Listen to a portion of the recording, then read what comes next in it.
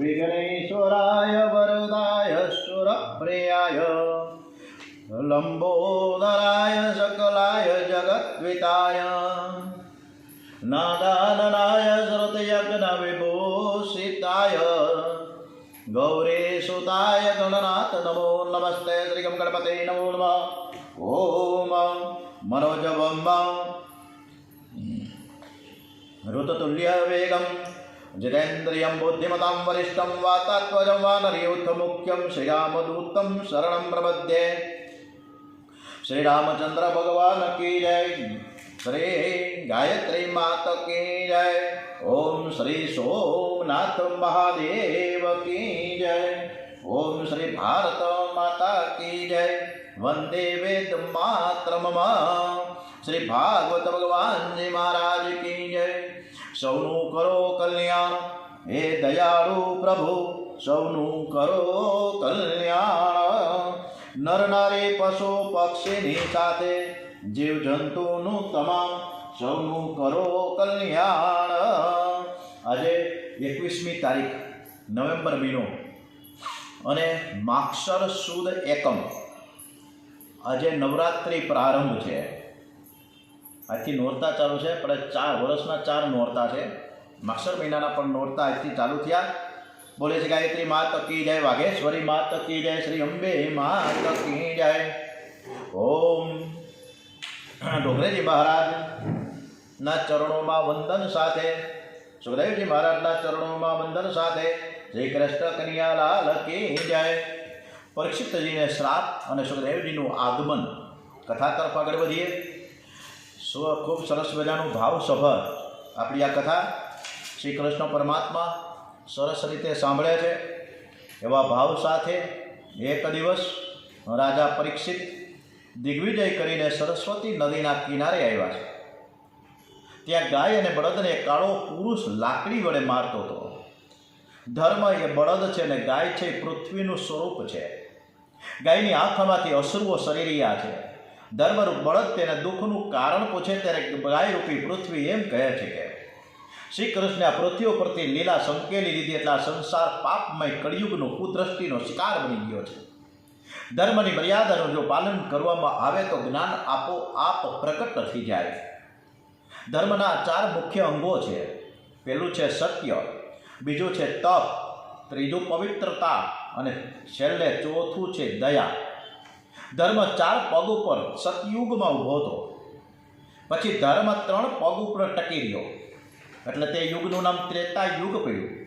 ધર્મ 2 પગ ઉપર ટકી રહ્યો એટલે તે યુગનું નામ પડ્યું છે દ્વાપર યુગ। અને ધર્મ 1 પગ ઉપર ટકી રહ્યો છે એટલેનું નામ પડ્યું છે કલિયુગ।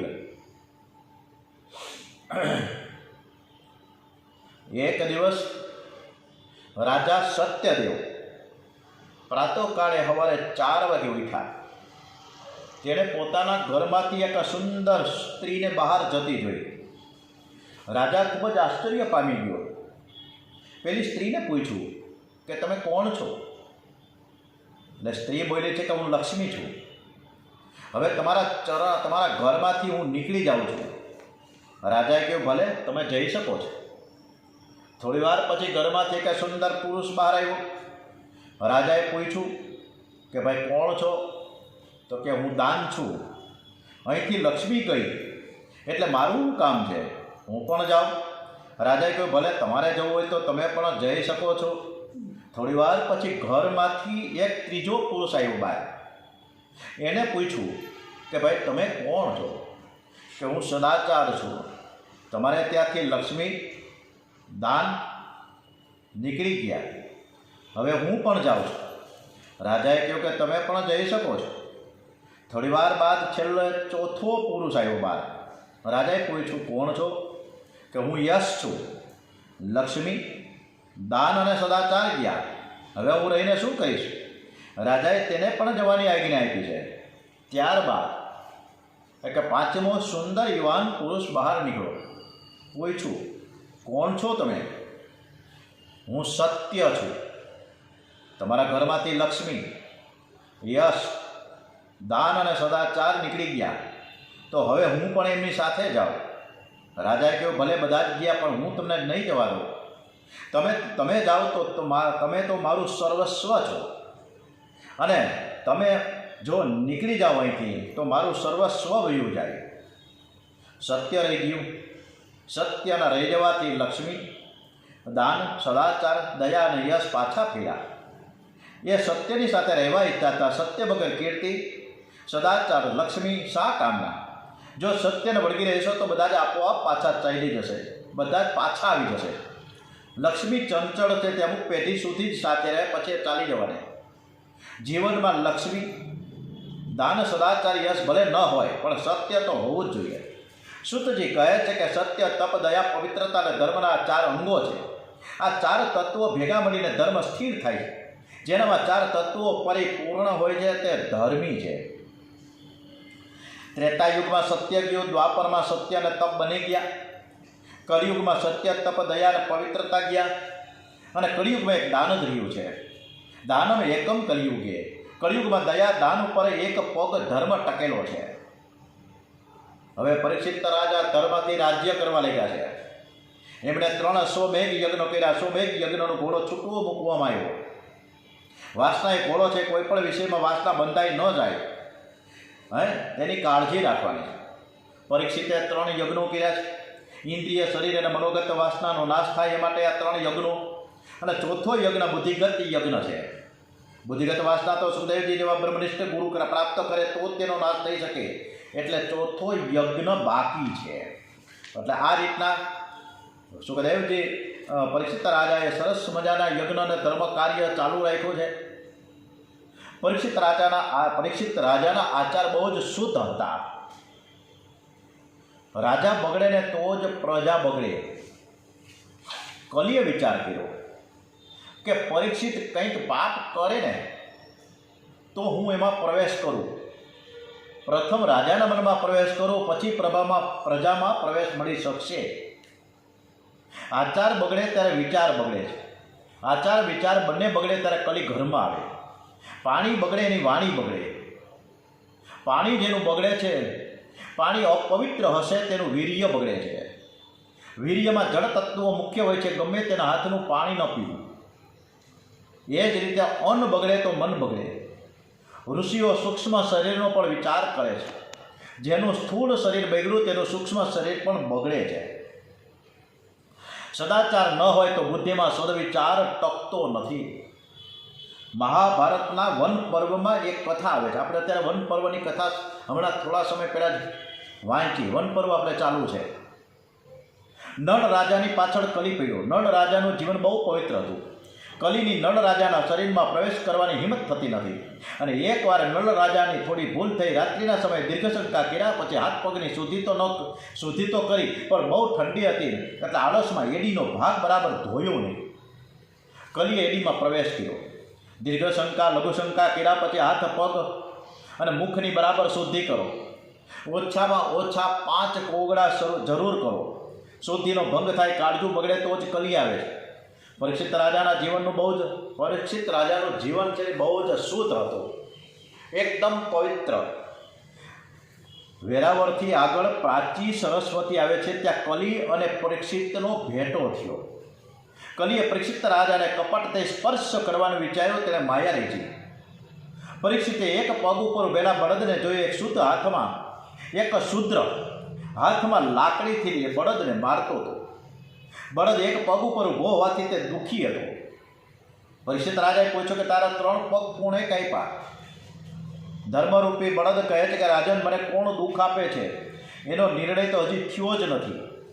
કેટલાકનું માનવું છે કે કાળ દુઃખ આપે છે, કેટલાકનું માનવું છે કે મનુષ્ય કર્મથી દુઃખી થાય છે, તો કોઈ કહે છે કે માણસ પોતાના સ્વભાવથી દુઃખી થાય છે. માટે સ્વભાવ અતિશય ઠંડો રાખો. કાળ, કર્મ અને સ્વભાવ જીવને દુઃખ આપે છે. રાજન, અમારા દુઃખનો વિચાર તમે જ કરો. રાજા પરીક્ષિત સમજી ગયા કે આ શુદ્ર પુરુષ તે જ કલી છે. એ જ બળદને ત્રાસ આપે છે, દુઃખ દે છે. ગાય, બળદ અને બ્રાહ્મણને દુઃખ આપે તે કલી છે. રાજા કલીને મારવા તૈયાર થયો છે. કલી પરીક્ષિત રાજાને શરણે આવ્યો. કલીએ પરીક્ષિત રાજાનો ચરણ સ્પર્શ કર્યો. એટલે પરીક્ષિતની બુદ્ધિ બગડી.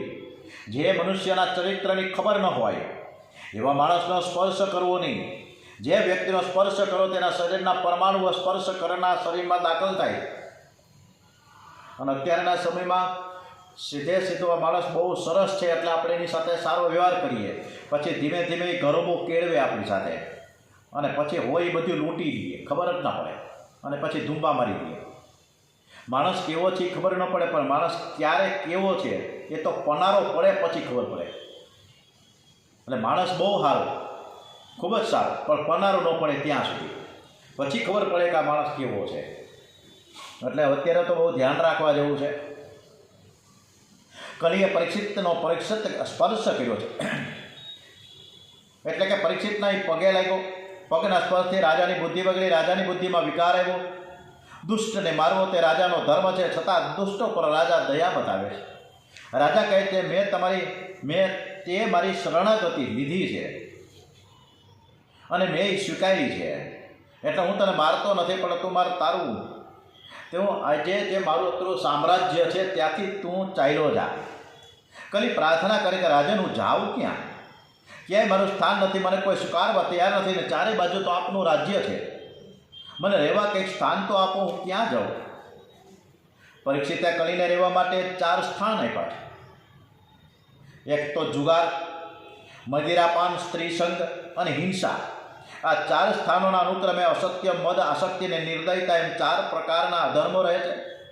જેના ઘરમાં જુગારનો સટ્ટાનો પૈસો આવે એના ઘરમાં કલી આવે છે. સટ્ટો આવ્યા ત્યાં બટ્ટો આવ્યો. જુગારથી મેળવેલા ધનનું દાન કરાય તે યોગ્ય નથી. અધર્મનું ધન પ્રભુને સ્વીકારતા નથી. શાસ્ત્રે નિષેધ કરેલી વસ્તુ ખવાય ત્યાં અધર્મ આવે છે, કલી આવે છે. જે બુદ્ધિપૂર્વક હિંસા કરે ત્યાં કલી આવે છે. રાજાએ કલીને રહેવા માટે આ 4 સ્થાનો આપ્યા, છતાં કલી પુરુષને સંતોષ ના થયો. કહ્યું, આ 4 સ્થાનો તો ખૂબ જ ગંદા છે, તમે કોઈ સારું સ્થાન તો આપો કે ત્યાં હું રહું તો ખરા. પરીક્ષિતે તેને સોનામાં રહેવાનું સ્થાન આપ્યું. સોનામાં કલીનો નિવાસ એટલે અધર્મથી આવેલા ધનમાં કલીનો નિવાસ. અનીતિનો અન્યાયથી મેળવેલા ધનમાં કલી છે. અનીતિનું ધન કમાનારને તો દુઃખ આપે જ છે, પણ જો તે વારસામાં મૂકી જાય તો વારસદારોને પણ દુઃખ આપે છે. જૂઠ, મદ, કાળ, વેર અને રજોગુણ આ 5 જ્યાં ન હોય ત્યાં જે ઘરમાં નિત્ય પ્રભુ સેવા સ્મરણ થતા હોય, જે ઘરમાં આચાર વિચાર પાળવામાં આવતા હોય એના ઘરમાં કલીનો પ્રવેશ મળતો નથી. ત્યાં આજે પણ સતયુગ છે. આજના વિચાર મંથનમાં પણ મેં કંઈક એવી પ્રેરણાથી, પ્રભુ પ્રેરણાથી લખ્યું ગીતા સંદેશ, કે જ્યારે એ અંતકાળે કોઈ પણ મનુષ્ય મારું સ્મરણ કરશે, અંતકાળે મરણ સમયે જે મારું સ્મરણ કરશે એ મને પામશે. એવા દ્વારિકાધીશે કૃષ્ણ ભગવાને કુરુક્ષેત્રના મેદાનમાં અર્જુનને ઉપદેશ કર્યો છે. અજામીને પણ મરતી વખતે નારાયણ એ નારાયણ એ નારાયણ, ભલે એનો દીકરો હતો પણ નારાયણ નારાયણ, અને જે યમદૂતો આવ્યા એ પાછા ગયા અને વિષ્ણુ ભગવાનના પાર્ષદ આવ્યા, મોક્ષ ગતિને પામ્યા અજામી. એટલે જે અંતકાળે સતત અને સતત સ્મરણ કરતા રહે પ્રભુનું, તો એ મોક્ષ ગતિને એટલે કે ભગવાનને પામી જાય છે. એટલે કથા, સત્સંગ, ભજન, ધૂન, કીર્તન જે ઘરમાં રોજ થતા હોય, સતત ને સતત આપણે ઘણા વર્ષથી આ ભાગવત કથાનો સત્સંગ ચાલે છે, એટલે આખો દિવસ એક જ રટણ થાય છે. અને આપણા પરીક્ષિતશ્રીઓ વારંવાર એમ કહે છે કે જ્યાં સુધી આપણે કથા આખા દિવસમાં સવારે જે ન સાંભળી હોય ને, તો આખો દિવસ આપણો બેકાર જાય છે. એવા પણ આપણને સમાચાર મળે છે. એટલે સવારનો જે કથા સત્સંગ છે એકદમ અદ્ભુત છે. આખો દિવસ મજા જ આવી જાય, આનંદમાં જ રહે. તો આ કથા સત્સંગનું ફળ પણ ખૂબ જ છે, કે જેથી કરીને આપણે એ કૃષ્ણ પ્રત્યેની એક પ્રેમની લાગણી ઊભી થાય છે. રાધે કૃષ્ણ, રાધે કૃષ્ણ.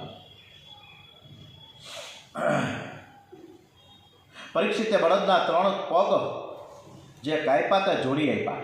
કલીએ વિચાર કર્યો કે રાજાએ મને રહેવા માટે 5 સ્થાનો તો આપ્યા, હવે વાંધો નહીં, આ લાગ મળે છે ને, મોકો શોધું છું તો હું જરૂર રાજાને ત્યાં પણ હું પેસી તો જઈ શકું.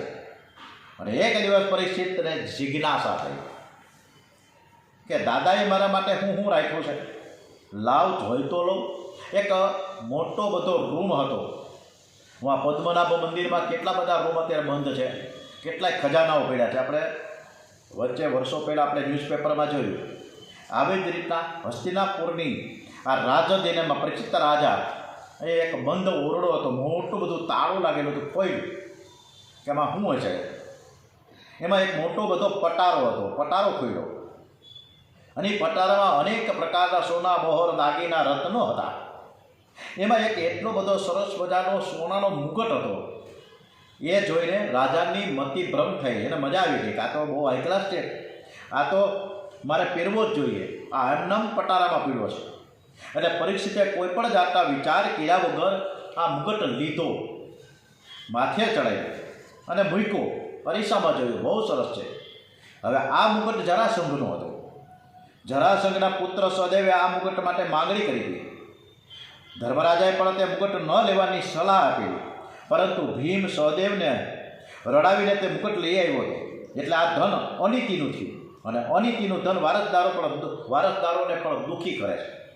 એ મુકટ અધર્મથી આવેલો, એટલે તેના દ્વારા કલીએ પરીક્ષિતની બુદ્ધિમાં પ્રવેશ કર્યો છે અને બુદ્ધિ ભ્રમ થઈ. મુકટ પહેરીને પરીક્ષિત રાજાને વિચાર થયો કે ચાલો આજે તો હું શિકાર કરવા જાઉં જંગલમાં. નીકળ્યા જંગલમાં. કોઈ પણ વસ્તુનો ઉપયોગ કરતા પહેલાં વિચારીએ કે આ શુદ્ધ છે કે અશુદ્ધ છે.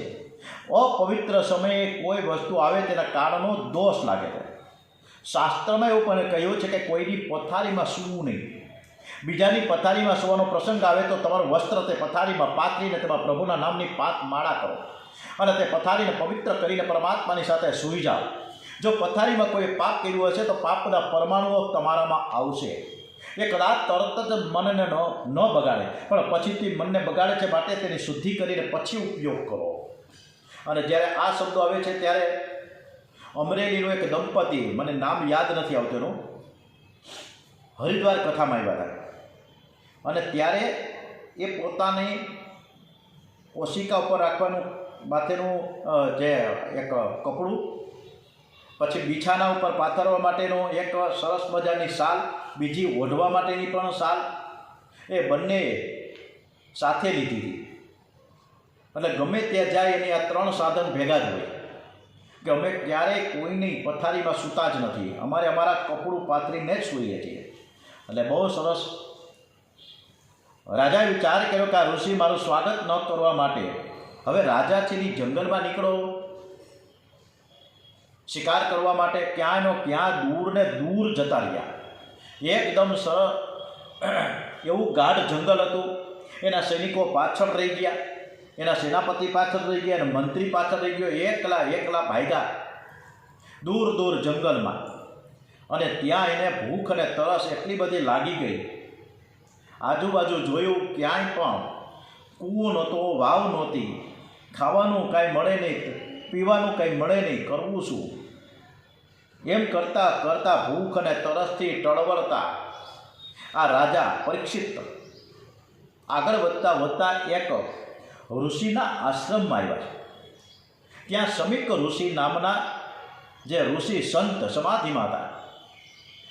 કોઈ સંત જપ ધ્યાનમાં બેઠા હોય ત્યારે તેની પાસે જશો નહીં, પણ તેને દૂરથી વંદન કરીને ચાલ્યા આવજો. રાજાએ વિચાર કર્યો કે આ ઋષિ મારું સ્વાગત ન કરવા માટે આ ધ્યાનમાં હોવાનો ઢોંગ કરી રહ્યો છે. બુદ્ધિમાં કલી બેઠેલો એટલે બુદ્ધિ બગડી. એવો સમીક ઋષિની સેવા કરવાને બદલે એની પાસે સેવા માંગે છે. રાજાએ મરેલો સર્પ સમીક ઋષિના ગળામાં પહેરાવ્યો. બ્રાહ્મણનું અપમાન થયું. બીજાનું અપમાન કરનાર પોતે પોતાની જાતનું અપમાન કરે છે. બીજાને છેતરનારો પોતાની જાતને છેતરે છે. કારણ કે આત્મા સર્વમાં એક છે. રાજાએ સમીક ઋષિના ગળામાં મરેલો સાપ નાખ્યો, પણ ખરેખર એ મરેલો સાપ એને ગળામાં નથી નાખ્યો, પણ એણે પોતાના જ ગળામાં જીવતો સાપ નાખ્યો છે. સર્પ છે, કાળનું સ્વરૂપ છે. સમીક ઋષિના પુત્ર શૃંગી ઋષિને આ ખબર પડી. એને થયું કે આ દુષ્ટ રાજાના મનમાં શું સમજે છે. મારા પિતાશ્રી, અમે બ્રાહ્મણ, અને અમારું અપમાન જગતમાંથી હજુ બ્રહ્મતે જ નથી ગયું. હું રાજાને જરૂર શ્રાપ આપીશ. શૃંગીએ રાજા પરીક્ષિતને શ્રાપ આપે છે કે તે મારા પિતાના ગળામાં મરેલો સાપ નાખ્યો છે, પરંતુ આજથી 7મા દિવસે તને તક્ષક નાગ કરડશે અને તારું મૃત્યુ થશે. રાજા પરીક્ષિતે મહિલા એવા પછી માથા ઉપરથી મુકટ મૂક્યો બહાર, નીચે ઉતાર્યો, પાછો પટારામાં મૂક્યો. એણે પોતાની ભૂલ સમજાઈ ગઈ કે મેં આજે કંઈક ઘોર પાપ કર્યું છે, મેં આજે કંઈ ઋષિનું અપમાન કર્યું છે. બુદ્ધિ બગડેલા સમજવાનું કે કંઈક અશુભ થવાનું છે. ભૂલે ચૂકે પણ પાપ થઈ જાય તો તે માટે જરૂર શરીરને સજા કરો. પાપ થાય તે દિવસે ઉપવાસ કરજો. રાજા પરીક્ષિતે જીવનમાં આપણે કેટલાક ઉપવાસ કરીએ. રોજ ઉઠીને કંઈક ને કંઈક તો પાપ કર્યા કરીએ, કંઈક ખોટું બોલીએ છીએ, કોકને મારામારી કરાવીએ, કોકની નિંદા કરીએ, કોકને કોથળી કરીએ, હું કરીએ છીએ ખબર જ નથી. પણ આપણે તો એકને જ ખબર છે, બીજાને ખબર ન હોય ને. તો આપણે કેટલાક ઉપવાસ કરવા? કાંઈક રોજ ઉઠીને ઊભા જોઈએ, સવારના 24 કલાકમાં 24 વખત તો કરતા જ કંઈક ને કંઈક. રાજા પરીક્ષિતે જીવનમાં એક જ વાર પાપ કર્યું છે, પણ પાપ કર્યા બાદ પાણી પણ પીધું નહીં. અને રાજાએ સાંભળ્યું કે મને ઋષિ પુત્રનો શ્રાપ લાગ્યો છે. પરીક્ષિત કે જે થયું તે સારું થયું. પ્રભુએ મને મારા પાપની સજા કરી. હું સંસારના વિષય સુખમાં ગળાડૂબ હતો, એટલે જ પ્રભુએ મને સાવધાન કરવા માટે કૃપા કરી છે. જો મને શ્રાપ દીધો ન હોત તો મારું મન વૈરાગ્ય તરફ વળત નહીં. મારું મન વૈરાગ્ય તરફ વળે એ માટે જ આ શ્રાપ મને થયો છે. હું સ્વીકાર કરી લઉં છું. રાજા પોતાનું ઘર છોડીને ગંગા કિનારે આવ્યા. ગંગા સ્નાન કર્યું છે, અન્નજળનો ત્યાગ કર્યો, ભગવત સ્મરણમાં મન પરોવ્યું, પયો વ્રત લીધું. મોટા મોટા ઋષિઓને ખબર પડી વગર આમંત્રણે આવ્યા છે કે આ તો હસ્તિનાપુરના રાજા, આખા ભારત દેશના પરીક્ષિત રાજા. ત્યારે આજુબાજુમાંથી રાજા મહારાજા ઋષિમુનિઓ બધા આવી ગયા છે. પરીક્ષિત હવે રાજા નથી, રાજશ્રી બન્યા છે. એમના વિલાસી જીવનનો અંત આવ્યો. રાજાના જીવનમાં પલટો આવ્યો. દરેક ઋષિઓ રાજાને મળવા આવ્યા છે. પરીક્ષિત દરેક ઋષિમુનિઓનું સ્વાગત કરીને પૂજન કરે છે. પરીક્ષિત ઋષિઓ આગળ પોતાનું પાપ જાહેર કર્યું કે મેં આવું કર્યું છે. આજકાલ લોકો પાપને છુપાવે છે અને પુણ્યની જાહેરાત કરે છે. પાપને છુપાવશો નહીં અને પુણ્યને પ્રગટ કરશો નહીં. પાપને જાહેરાત કરશો તો પાપને જાહેર કરશો તો જ પાપની આદત છૂટશે. હું અધમ છું, મારો ઉદ્ધાર કરો, મારું મરણ સુધરે એવો કાંઈક તમે ઉપાય બતાવો. આજથી 7મા દિવસે મારું મૃત્યુ છે. મેં મરણ માટે કોઈ પ્રકારની તૈયારી નથી કરી. મને મુક્તિ મળે એવો કંઈક ઉપાય બતાવો. એ થોડા દિવસો જ બાકી છે અને આ 7મા દિવસે મારું મરણ શરણ થવાનું છે. એટલે તમે કાંઈક વિચારો બધા. અને આ તમે અંદરો અંદર જ્ઞાન પરામર્શ કરશો, ચર્ચા વિચારણા કરશો તો હવે આમનામ દિવસ પૂરા થઈ જશે. એટલે મને એવો કાંઈક તમે ઉપાય બતાવો ભેગા થઈ કે હું પરમાત્માના ચરણોમાં લીન થઈ જાઉં. મને તો એવી કથા સંભળાવો કે મને મુક્તિ મળી જાય. જન્મ જન્મ મુનિ જતન કરાહી, અંત રામ કહી આવત નાહી. ઋષિઓ વિચાર કરવા લાગ્યા છે કે અનેક વર્ષોથી અમે તપશ્ચર્યા કરીએ છીએ, છતાં અમને ચિંતા છે કે મુક્તિ અમને મળશે કે નહીં. અને રાજાને માત્ર 7 દિવસમાં મુક્તિ જોઈએ છે. કેવી રીતે? આ શક્ય જ નથી. અને તેથી કોઈ ઋષિ પરીક્ષિત ઉપદેશ દેવા તૈયાર ન થયા. કોઈનામાં બોલવાની હિંમત થતી નથી. પરીક્ષિત વિચાર કરે ભલે જગતના જીવો મારો ત્યાગ કરે પણ હું મારા કૃષ્ણના શરણે રહીશ. જરૂર નારાયણ મારી ઉપર કૃપા કરશે. પરમાત્મા સિવાય મારું કોઈ નથી. પરીક્ષિતે ભગવાન શ્રી કૃષ્ણનું શરણું લીધું. તે કહેવા લાગ્યા કે હે કૃષ્ણ, હે દ્વારિકાનાથ, હું પાંડવોના વંશનો છું, હું પાપી છું તો તમારો ને. મેં કોઈ સત્યકર્મ કર્યા જ નથી. આ બ્રાહ્મણો પણ મને ઉપદેશ આપવા તૈયાર નથી. હું અધમ છું, હું મૂર્ખ છું, પાપી છું. હે પરમાત્મા, તમે ગર્ભમાં સુદર્શનથી મારું રક્ષણ કર્યું છે, મને યાદ છે. અને જ્યારે હું જન્મો ત્યારે તમે મારું રક્ષણ કર્યું. તો મારું જ્યારે જીવન અંતકાળ ઉપર છે તો મારું એ જીવન તમે સુધારો, તમે મારું મરણ સુધારો. પરમાત્માએ સુખદેવજીને પ્રેરણા કરી છે કે ચેલો લાયક છે અને પરીક્ષિતનું મરણ સુધારવા તમે જાઓ. આથી સુખદેવજી પધાર્યા છે. પરીક્ષિતનો જન્મ સુધારવા દ્વારિકાનાથ પોતે આવેલા. જ્યારે મુક્તિ આપવાનો અધિકાર શિવજીનો છે અને આથી શિવજીના અવતાર સુખદેવજી ત્યાં પધાર્યા છે. વાસનાનું વસ્ત્ર પડી ગયું. સુખદેવજી એટલે કેવા સુખદેવજી? ખૂબ જ સરસ મજાનો ડોંગરેજી મહારાજે વાસનાનું વસ્ત્ર પડી ગયું છે. સુખદેવજી દિગંબર, 16 વર્ષની ઉંમર, અવધૂતનો વેશ છે, કેળ ઉપર કંદોરો નથી ને લંગોટી તો ક્યાંથી હોય. ઘૂંટણ સુધી લાંબા હાથ છે, વિશાળ વક્ષસ્થળ છે, દ્રષ્ટિથી નાસિકાના અગ્રભાગ ઉપર સ્થિર છે, મોઢા ઉપર વાળની લટો વિખરાયેલી છે, વર્ણ છે કૃષ્ણ જેવો શ્યામ છે, અતિ તેજસ્વી છે. રસ્તા ઉપરના બાળકો એ નાગા બાવા કરતાં કરતાં પાછળ ધૂળ ઉડાડે, પરંતુ સુખદેવજી ને કંઈ ભાન નથી. વૃત્તિ બ્રહ્માકાર છે, બ્રહ્મનું ચિંતન કરતાં કરતાં દેહનું ભાન ભૂલ્યા છે. સુખદેવજી સૂર્યનારાયણના પ્રકાશની જેમ સભામાં પધાર્યા. વ્યાસજી પણ સભામાં હતા, બધા જ ઊભા થયેલા સન્માનિત કરે છે. બધા જ સુખદેવજીને વંદન કરે છે. સુખદેવજી વ્યાસપીઠ ઉપર બિરાજમાન છે. પરીક્ષિતે આંખો ઉગાડી મારો ઉદ્ધાર કરવા માટે ઈશ્વરે આ સંતને મોકલા છે, નહીતર મારા જેવા વિલાસી પાપી જીવને ત્યાં કોઈ આવે પણ નહીં. પરીક્ષિતે પોતાનું પાપ કે મેં એક મરેલો સાપ એક ઋષિના ગળામાં નાખ્યો, પાપ જાહેર કર્યું. પોતાનો ઉદ્ધાર કરવા માટે વિનંતી કરી છે, હે પ્રભુ મારું મરણ તમે સુધારો. સુખદેવજીને સાષ્ટાંગ પ્રણામ કરીને કહે છે, હું તો ખૂબ જ અધમ છું, હું પાપી છું. મારું મરણ છે એ 7 દિવસની અંદર જ છે. તમે મારું મૃત્યુ સુધારો. મનુષ્ય માત્રનું કર્તવ્ય શું છે, એના સાનું શ્રવણ, કોનો જપ, કોનું ભજન, કોનું સ્મરણ કરવું જોઈએ એ પણ તમે બતાવો. પરીક્ષિત રાજાએ ખૂબ સરસ મજાની સુખદેવજીને વાત કરી છે. પોતાના કલ્યાણ માટે તો નહીં, પણ સાથે સાથે સમાજના કલ્યાણ માટે પણ સુખદેવજીને કહ્યું છે કે મનુષ્ય માત્રનું કર્તવ્ય શું છે, એણે શાનું શ્રવણ કરવું, કોનું શ્રવણ કરવું, કોના નામ જપ કરવા, કોને ભજવા, કોનું સ્મરણ કરવું એ તમે બતાવો. સુખદેવજીનું હૃદય પીગળું છે. ચેલો લાયક છે, અધિકારી શિષ્ય મળે તો ગુરુને પણ થાય કે હું મારું સર્વસ્વ તેને અર્પણ કરી દઉં. ગુરુ બ્રહ્મનિષ્ઠ અને નિષ્કામ હોય અને શિષ્ય પ્રભુ દર્શન માટે જો આતુર હોય તો 7 દિવસ તો શું 7 મિનિટમાં પ્રભુના દર્શન કરાવી શકે. બાકી ગુરુ લોભી હોય ને ચેલો લૌકિક સુખની લાલચથી આવ્યો હોય તો ગુરુ ચેલો બંને નરકમાં પડે છે. લોભી ગુરુ और लालची चेला दोनों का नरक में ठेलम ठेला. સુખદેવજી કહે કે રાજન, તું શા માટે ગભરાશ? હજી 7 દિવસ તારા હાથમાં છે. હું તારી પાસે કંઈ લેવા તો નથી આવ્યો ને ભાઈ, પણ તને હું કંઈક આપવા આવ્યો છું. હું નિરપેક્ષ છું. મને જે પરમાત્માના દર્શન થયા તેના દર્શન હું તને કરાવવા આવ્યો છું. ભગવાન એવમ ભાષિત પુષ્ટ સ રાજ્ઞા સ લક્ષણ્યા ગીરા પ્રત્યભાષત ધર્મજ્ઞો ભગવાન બાદરાયણી. ભગવાન બાદરાયણીને બદલે સુખદેવજી શબ્દ લખ્યો તો શું તો ન ચાલત? ભાગવતમાં એક શબ્દ પણ વ્યર્થ વ્યાસજીએ લખ્યો નથી. સુખદેવજીનો પરિપૂર્ણ વૈરાગ્ય બતાવવા માટે આ શબ્દ વાપર્યો છે. બાદરમ અયનમ યસ્ય સહ બાદરાયણ. મહર્ષિ વ્યાસ આખો દિવસ જપ તપ કરે ને ભૂખ લાગે ત્યારે 24 કલાકમાં માત્ર એક જ વખત બોર ખાતા, બોર ઉપર રહેતા હતા. તેથી તેમનું નામ પડ્યું છે બાદરાયણ. વ્યાસજીનો વૈરાગ્ય હતો, જ્યારે સુખદેવજીને તો બોર પણ યાદ આવતા નથી. સુખદેવજીનું આવરણ પણ ચાલ્યું ગયું હતું. સુખદેવજી વ્યાસજીના પુત્ર હોવાથી એમના માટે બાદરાયણી શબ્દ વાપર્યો છે. સુખદેવજી કહે કે રાજન, ગભરાશો નહીં. મારા નારાયણનું તમે સ્મરણ કરો. જે સમય વીતી ગયો એનું સ્મરણ તું કરતો નહીં. ભવિષ્યમાં જે થવાનું છે તેનો પણ તું વિચાર કરતો નહીં.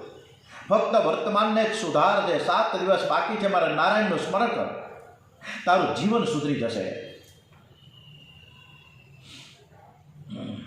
ભાગવતના વક્તા છે સુખદેવજી જેવા હોવા જોઈએ. અને ત્યારે આપણે સુખદેવજી મહારાજની આ કથા, એના કંઠે ગવાયેલી આ કથા, ડોંગરેજી મહારાજના કંઠે ગવાયેલી આ કથા આપણે ભગવાનને નિરૂપણ કરી રહ્યા છીએ. ખૂબ જ આનંદની વાત છે. આજે આપણે પ્રથમ સ્કંદ સમાપ્ત કરીએ છીએ. શ્રીમન નારાયણ નારાયણ નારાયણ શ્રીમન નારાયણ નારાયણ નારાયણ બદ્રે નારાયણ નારાયણ નારાયણ બદ્રે નારાયણ નારાયણ નારાયણ લક્ષ્મી નારાયણ નારાયણ નારાયણ લક્ષ્મી નારાયણ નારાયણ નારાયણ સ્વામી નારાયણ નારાયણ નારાયણ સત્ય નારાયણ નારાયણ નારાયણ ભજમન નારાયણ ભજમન નારાયણ. નારદજી કહે છે કે તમે ભજો. તમારું મનને કહે છે કે ભજમન નારાયણ નારાયણ નારાયણ ભજમન નારાયણ નારાયણ નારાયણ શ્રીમન નારાયણ નારાયણ નારાયણ શ્રીમન नारायण नारायण नारायण। ओम श्री कृष्ण कन्हैया लाल की जय, बाल कृष्ण लाल की जय, डोंगरे जी महाराज की जय। ओम श्री सोमनाथ महादेव की जय, भागवत भगवान जी महाराज की जय। ओम नमो भगवते वासुदेवाय, भारत माता की जय। ओम नमः पार्वती पते, हर हर हर हर हर महादेव हर।